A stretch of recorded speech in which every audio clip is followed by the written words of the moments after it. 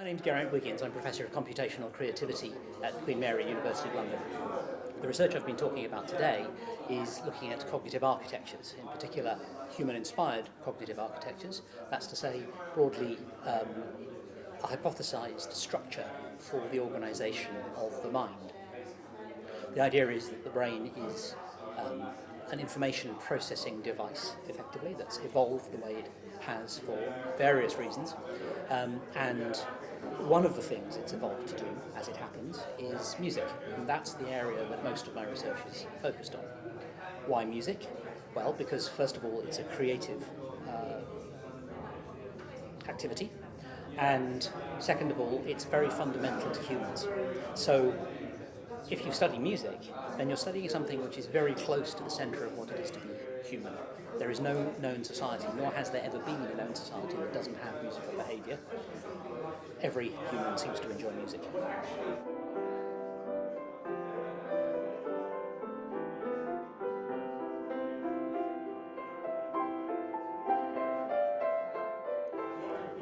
The idea is that music can help us understand the human mind, and actually it's better than many other things for trying to understand the human mind, because music is just music.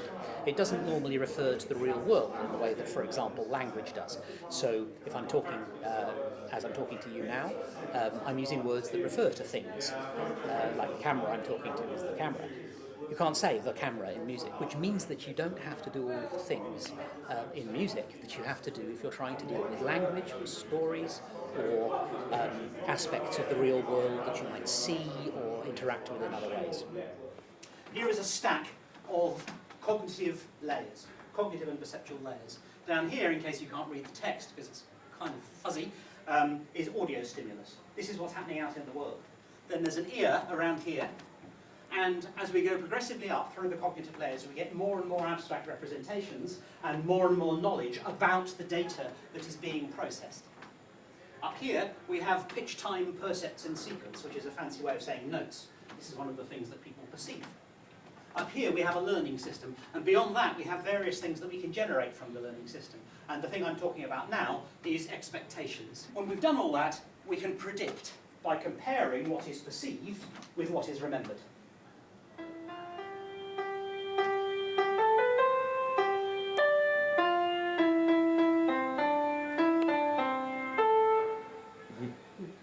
Everybody feel that? Yes. Anybody want to dare to sing where it's going to go next? Yep, exactly. That's what everybody gets. It turns out also that if you take a piece of music, this one happens to be by Debussy, in case anybody recognises it, Geraint, and you compute the expectations that we're talking about at each point as you go along, you can tell where the perceptual segments in the music are as well. Now, what I've got here is slightly complicated. The solid line is a prediction based on pitch and time and rhythm and all sorts of stuff. The dotted line is a prediction based purely on rhythm, actually on duration of note. And you can see that we get peaks happening around the place. There's one at the beginning of the second bar there.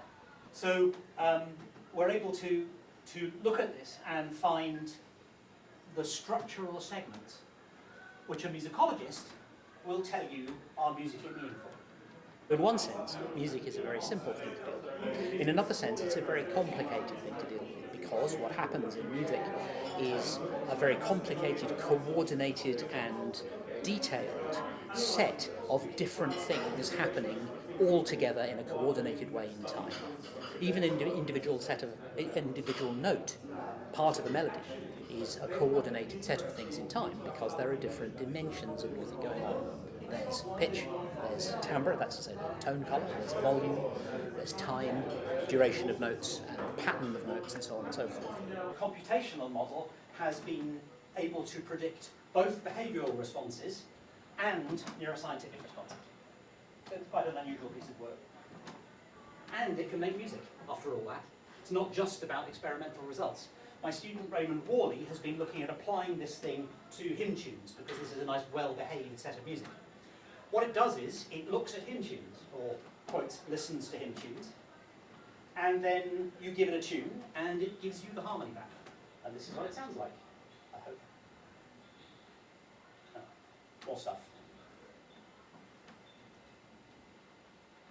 sorry, very important thing to say, no human intervention involved, right, apart from pressing the run button. So this thing is producing stuff on its own. We are not giving it any instructions at all on how to do this. We're just showing it data. But I did choose a reasonable example for the talk.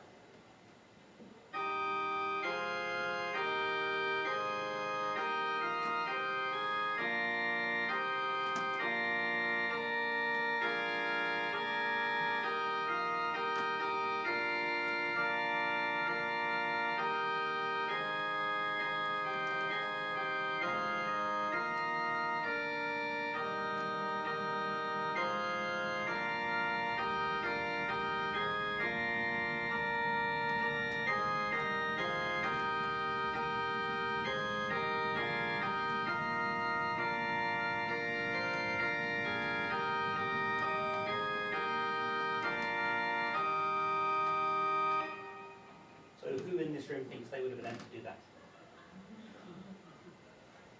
I'm a composer and I don't think I would have been able to do that because I don't know the rules well enough. Now, in fact, this thing works too well. We don't think this is really a good cognitive model because we don't think that a cognitive model of listening should be able to do things quite as well as that. So we've got to work out why. To remind you, these blue things here are the measures that I was talking about on the slide before about information theory. So we've got unexpectedness and we've got uncertainty up there. Okay, we can think very straightforwardly of creative interaction in something like jazz improvisation. And if anyone is able to come to the concert tomorrow night, you'll see some of that going on there. What do you have in jazz improvisation? Well, you have two of these things in two different people, or perhaps more, but let's just talk about two because it's too complicated otherwise. And they're doing the same thing as time goes on, but there are some ingredients that you need that are special for jazz. Or for music, I should say. You need compatible models of the music that's playing. It's no good if this person is a jazzer and that person is a Javanese gammonist, for example. And then you need a shared model of the piece that's playing, or at least an agreed model, if not shared, of the piece that's playing. It's no good if I think I'm playing Autumn Leaves and the other guy thinks he's playing Stella by Starlight. So this means that music is quite a complicated syntactic thing, and it can be studied interestingly in that way, in the same way that language can. And doing so can help us understand how we process music. One of the first things that we learn when we do such a study is that an awful lot of music actually goes on in our heads and not in the air around us. So what we hear, the audio signal as it's called, is a stimulus which makes our brains do certain things. And those certain things relate strongly to the way we perceive the world in general, and to our consciousness and to our emotions.